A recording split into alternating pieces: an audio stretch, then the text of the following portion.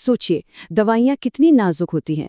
उन्हें पीसना एक बहुत बड़ी चुनौती है, खासकर जब पारंपरिक तरीके इस्तेमाल किए जाएं। उनसे निकलने वाली गर्मी उन्हें खराब कर सकती है, उनका पूरा असर ही खत्म कर सकती है। जैसे पेनिसिलिन को ही ले लीजिए, गर्मी लगते ही वो अपनी ताकत खो देती है। तो सवाल ये उठता है कि इन गर्मी से खराब हो जाने वाली चीजों को एकदम महीन पाउडर में कैसे बदला जाए।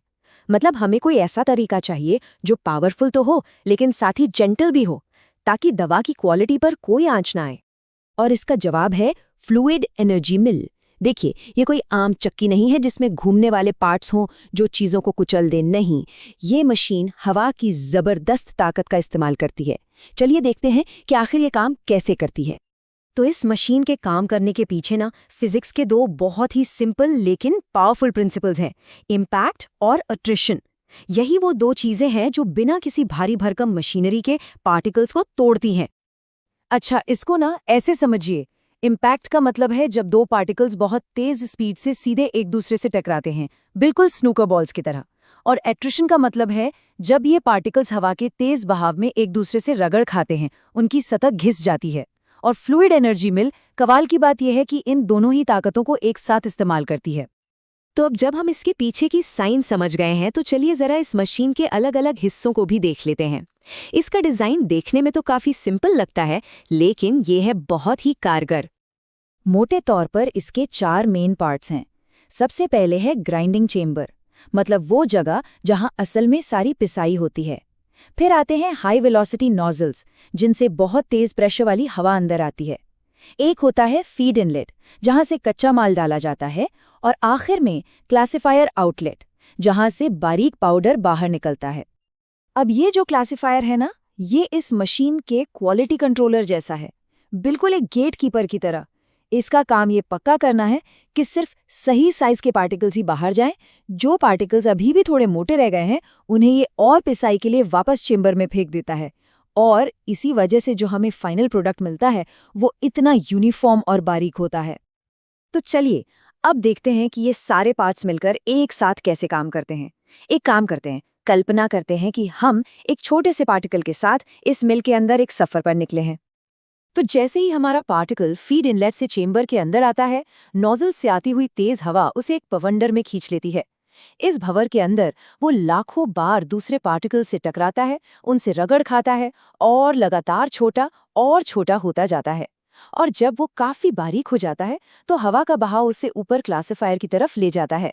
अगर वो साइज के टेस्ट में पास हो गया तो बाहर निकल जाता है, और अगर फेल हुआ तो वापस उसी भंवर में और पिसाई के लिए। और पता है इस पूरे प्रोसेस का सबसे बड़ा फायदा क्या है? यही, क्योंकि सारी की सारी पिसाई हवा और पार्टिकल्स के आपस में टकराने से हो रही है, किसी मेटल के पार्ट के घिसने से नहीं। इसलिए इसमें गर्मी लगभग ना के बराबर पैदा होती है। और यही बात इसे उन थर्मोलेबाइल चीजों के लिए परफेक्ट बनाती है। थर्मोलेबाइल यानी वो चीजें जो गर्मी लगते ही अपना केमिकल स्ट्रक्चर खो देती हैं, या आसान भाषा में कहें तो खराब हो जाती हैं। चलिए अब ये भी देख लेते हैं कि ये शानदार टेक्नोलॉजी असल दुनिया में इस्तेमाल कहाँ होती है, खासतौर पर फार्मा इंडस्ट्री में, जहां इसका असर सबसे ज्यादा देखने को मिलता है। जैसे पेनिसिलिन जैसी एंटीबायोटिक्स बनाने में इसका इस्तेमाल होता है। स्टेरॉइड और हार्मोन्स को भी इसी से पीसा जाता है, ताकि उनका पाउडर इतना बारीक हो कि शरीर में फटाफट घुल जाए और असर दिखाए। यहाँ तक कि अस्थमा इन्हेलर्स में जो अल्ट्राफाइन पाउडर होता है ना, वो भी इसी से बनता है, ताकि दवा फेफड़ों में बिल्कुल अंदर तक जा सके। और सिर्फ दवाइयाँ ही नहीं, अदरक जैसी नेचुरल चीज़ों को पीसने में भी ये बहुत काम आती है। लेकिन देखिए, कोई भी टेक्नोलॉजी परफेक्ट तो होती नहीं है। तो चलिए अब जरा एक अनबायस्ड नजरिया अपनाते हैं और फ्लूइड एनर्जी मिल के फायदे और नुकसान दोनों को तौलते हैं। तो फायदों की बात करें तो ये कमाल का बारीक पाउडर बनाता है। इसमें घिसने वाले कोई मूविंग पार्ट्स नहीं है, तो टूट फूट कम होती है। और सबसे बड़ी बात, गर्मी पैदा नहीं होती, जो इसे सेंसिटिव चीज़ों के लिए बेस्ट बनाती है। दूसरी तरफ इसके नुकसान भी हैं। इसे चलाने में एनर्जी बहुत लगती है, जिससे इसकी रनिंग कॉस्ट काफ़ी बढ़ जाती है। ये बहुत ज़्यादा हार्ड चीज़ों के लिए अच्छी नहीं है। और एक शर्त ये भी है कि इसमें जो भी माल डाला जाए वो पूरी तरह से सूखा होना चाहिए। तो निचोड़ क्या निकला? यही कि इसकी कुछ कमियां जरूर हैं, लेकिन जब बात आती है उन नाजुक और कीमती चीजों की जिन्हें एकदम परफेक्ट साइज के पाउडर में बदलना हो, तो भाई फ्लूइड एनर्जी मिल का कोई मुकाबला नहीं है। ये एक स्पेशलिस्ट टूल है जो अपना काम बेमिसाल तरीके से करता है। और यहीं से एक सवाल भविष्य के लिए भी खड़ा होता है।